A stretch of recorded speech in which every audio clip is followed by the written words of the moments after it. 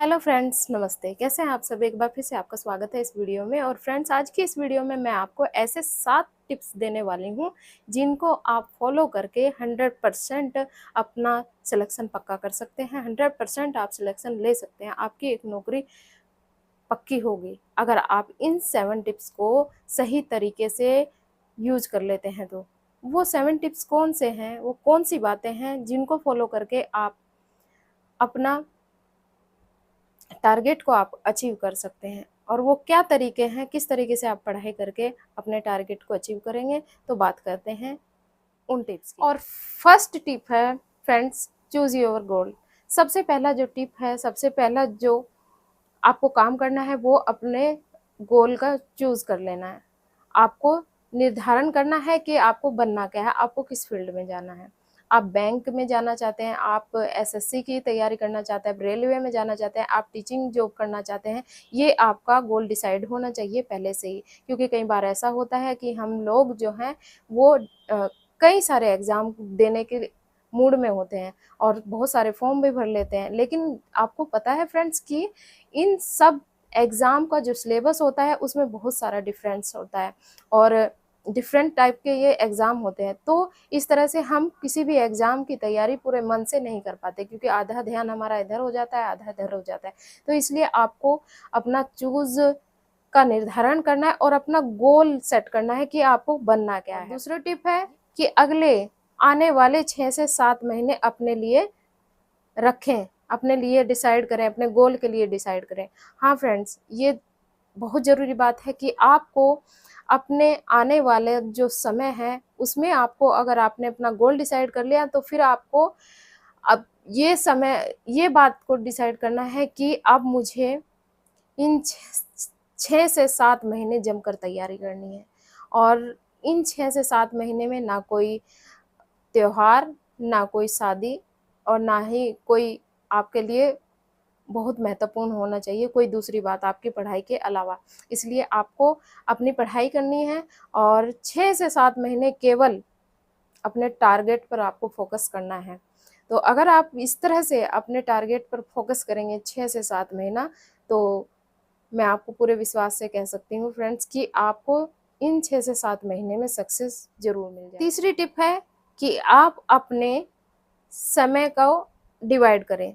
अब आप अपने समय का डिवाइड कर लें कि आपको कैसे-कैसे पढ़ना है।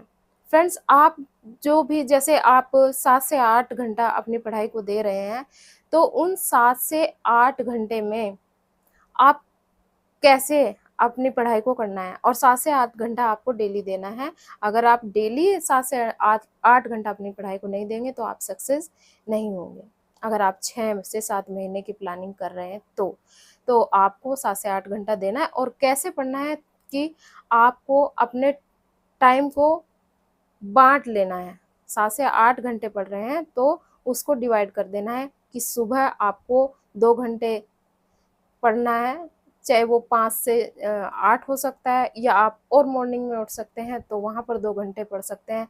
फिर उसके बाद कुछ काम करके उसके बाद आप पढ़ाई कर सकते हैं। फिर दोपहर में, फिर रात को, ऐसे करके आप अपने टाइम को डिवाइड करें। और इस तरह से जब आप अपने टाइम को डिवाइड करके पढ़ेंगे तो आप बहुत अच्छे से अपनी तैयारी कर पाएँगे, बहुत अच्छे से अपनी पढ़ाई को कर पाएँगे। और कई घंटे अगर आप पढ़ने के लिए बैठे रहते हैं तो आपका दिमाग भी उस पढ़ाई में नहीं लगता है। इसलिए आप चौथा टिप है अगले दिन की प्लानिंग करना।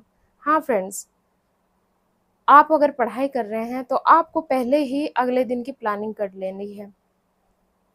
क्योंकि दोस्तों, हम ये सोच लेते हैं कि आने वाले दिन में ही मैं अगले दिन की पढ़ाई करूँगा और कैसे-कैसे मुझे अपनी पढ़ाई को करना है, मैं अगले दिन ही इसके बारे में सोचूँगा, लेकिन ऐसा नहीं हो पाता। जब हम 1 दिन पहले ही अपने दिमाग में ये सेट कर लेते हैं कि कल हमें कितने घंटे पढ़ाई करनी है और किस समय से पढ़ाई करनी है, अगले दिन की प्लानिंग हम बहुत अच्छे तरीके से कर लेते हैं, तो फिर हमारे थोड़ा-सा हमें फ़िक्र होने लगती है कि हमने अपने अगले दिन के प्लानिंग की है और हमें वहाँ भी टाइम देना है। और जब हम कोई प्लानिंग ही नहीं करेंगे तो फिर हमारा कई बार ऐसा होता है कि पढ़ने का मन नहीं होता है, क्योंकि हमने तो कोई प्लानिंग नहीं की होती है। इसलिए आपको 1 दिन पहले से ही अगले दिन की प्लानिंग करनी है। 5वीं टिप है, आप कंटिन्यूटी मेंटेन करें। फ्रेंड्स, ये बहुत ज़रूरी है, अपनी स्टडी में कंटिन्यूटी मेंटेन करना बहुत ज़रूरी है। ऐसा नहीं होना चाहिए कि 2 दिन पढ़े, 4 दिन छोड़ दिया, फिर 1 दिन पढ़े, फिर 2 दिन का गैप ले लिया, फिर 10 दिन पढ़े, फिर 15 दिन का गैप ले लिया। ये बहुत गलत बात है। जब तक आप कंटिन्यूटी मेंटेन नहीं करेंगे तब तक तो कुछ होने वाला नहीं है। इसलिए आपको कंटिन्यूटी मेंटेन करनी है। अगर आप पढ़ाई कर रहे हैं तो आज ही से आप कंटिन्यूटी मेंटेन करना शुरू कर दिए। 7 से 8 घंटा अगर आप पढ़ाई कर रहे हैं तो आपको डेली उसी समय पर आप अपनी पढ़ाई को करना है। छठा टिप है, सिलेबस के अकॉर्डिंग पढ़ें।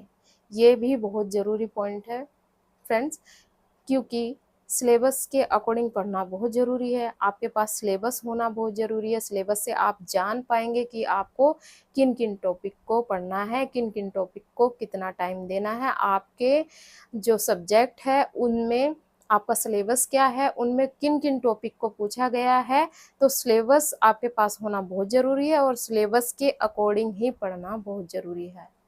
और आपको अपने सिलेबस को ख़त्म करना है 3 से 4 बार, उसको आपको ख़त्म कर लेना है, फिनिश कर लेना है। जब तक आपका एग्ज़ाम हो रहा है तब आप बहुत अच्छे तरीके से अपनी तैयारी को और फ्रेंड्स, लास्ट टिप है सकारात्मक सोच। हाँ फ्रेंड्स, जब तक आप नेगेटिव सोच अपने मन में बनाए रखेंगे, अपने दिमाग को नेगेटिव रखेंगे, तब तक तो कुछ होने वाला नहीं है। इसलिए फ्रेंड्स, आपको हमेशा सकारात्मक सोच को रखना है अपनी। आप पॉजिटिव थिंकिंग के साथ अपनी पढ़ाई को करें। आपके आसपास का माहौल जो भी है, मैं मानती हूँ कि आपके आसपास का जो माहौल होता है वो आपके ऊपर प्रभाव छोड़ता है। लेकिन फ्रेंड्स, अगर आप यही सोचते रह जाएंगे कि मेरे तो आज घर में ये हो गया, किसी से कहा सुनी हो गई, पड़ोस में ये हो गया, तो आप फिर अपनी पढ़ाई को नहीं कर पाएंगे और इस तरह से बहुत डिले हो जाएगा, आप बहुत साल पीछे चले जाएंगे। इसलिए ये मत सोचिए और आप सिचुएशन जो भी हो उसमें सकारात्मक सोच के साथ आप आगे बढ़ते रहें।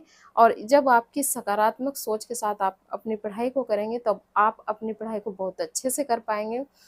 और दोस्तों, आपको ये वीडियो कैसी लगी मुझे कमेंट करके ज़रूर बताना।